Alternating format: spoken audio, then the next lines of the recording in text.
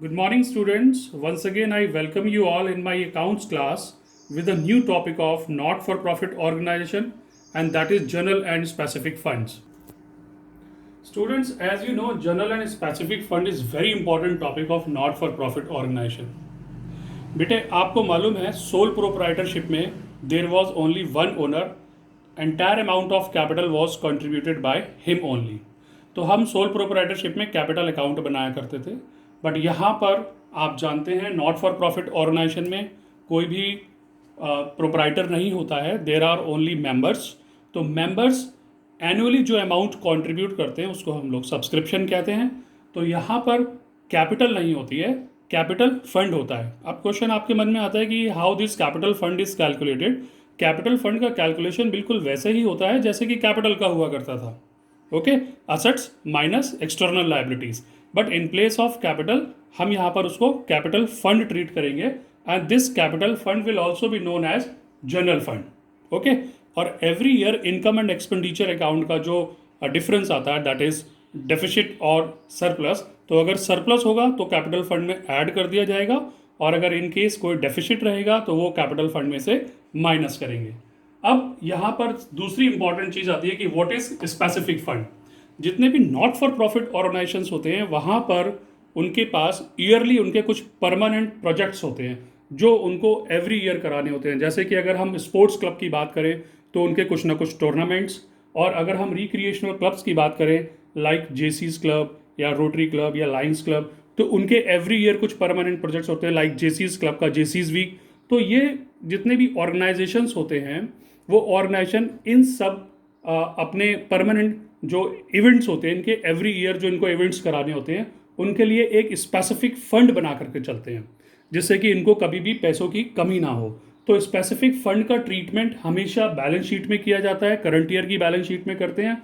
और उस specific fund को किस तरीके से हम ट्रीट करते हैं, स्पेसिफिक फंड से होने वाली जितनी भी इनकम्स होती है उसको कैसे ट्रीट करते हैं, और उसी स्पेसिफिक फंड से होने वाले जितने भी उससे रिलेटेड जितने भी एक्सपेंसेस होते हैं उनको हम कैसे ट्रीट करते हैं, ये मैं आपको समझाऊंगा एक इलस्ट्रेशन के through. So let's see one illustration. You can see sports fund on 1st April 2018 is rupees 5 lakh, and 10% sports fund investment on 1st April 2018 is also rupees 5 lakh. Interest received on sports fund investment is 37,500, and donation during the year received on this fund is 1,20,000, and sports prizes awarded rupees 1 lakh, and expenses on sports event is rupees 15,000. Last year इस organisation के पास 5 lakh rupees sports fund था, तो इन्होंने उस sports fund को अपने पास ना रख करके इन्वेस्ट कर दिया। और वो एक अच्छी हैबिट है क्योंकि अगर आप उसको इन्वेस्ट कर दोगे तो आफ्टर 1 ईयर आपको कुछ ना कुछ उस पर इंटरेस्ट मिल जाएगा। तो you can see here 5 lakh rupees के फंड को आपने जहां इन्वेस्ट किया है वो 10% इंटरेस्ट कैरी करता है जिस जगह आपने उसको इन्वेस्ट किया है। तो let's see how the treatment of these items will come in balance sheet. सबसे पहले आप स्पोर्ट्स फंड को लाइबिलिटी साइड में लिख लेंगे, sports fund rupees 5 lakh, and as you know this was your investment also, तो investment will come in asset side. 10% sports fund investment rupees 5 lakh. इसमें जो 10% का रोल है that is rate of interest. आपने जिस जगह पर इसको इन्वेस्ट किया हुआ है वहां से आपको 10% ईयरली इंटरेस्ट मिलेगा। Now next is interest receive on sports fund investment is 37,500। आपको 37,500 आफ्टर 1 ईयर इंटरेस्ट रिसीव हुआ है। This interest will be added in sports fund, add interest on sports fund investment, that is 37,500। यहां पर एक चीज हम calculate कर लेंगे, 10% रेट ऑफ इंटरेस्ट था और 5 lakh rupees was our investment. तो 5 लाख रुपीज पे 10% का मतलब हुआ हमको ईयर एंड में एटलीस्ट 50,000 रुपीज इंटरेस्ट मिलना चाहिए था, but during the year we have receive only 37,500 rupees as interest. That means 12,500 rupees interest is accrued interest.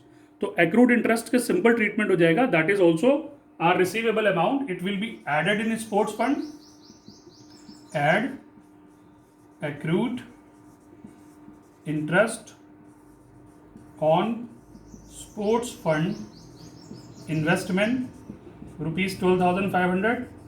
And see, this is our receivable amount, so that it will come in asset side also. Accrued interest on sports fund investment, that is 12,500 rupees. After this, you can see donation for sports fund 1,20,000. This is also income. It will be added in sports fund. Add donation received during the year, that is 1,20,000. And after that, you can see sports prizes awarded. This is one of the expense. It will be deducted from this amount. Sports prizes awarded. This is one of the expense. Rupees 1 lakh. And expenses on sports event rupees 15,000. This is also one of the expense, and it will also be deducted from it. Less expenses on sports events 15,000.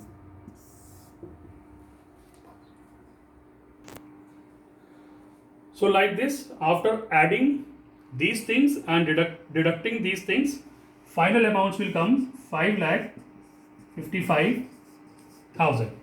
तो आपने देखा, ये हमारा sports fund था. इससे related जितनी भी income हुई वो हमने ऐड करी स्पोर्ट्स फंड में, और इससे रिलेटेड जितने भी एक्सपेंसेस थे वो हमने यहीं पर माइनस करे और इसको हमने अमाउंट कॉलम में लिख दिया.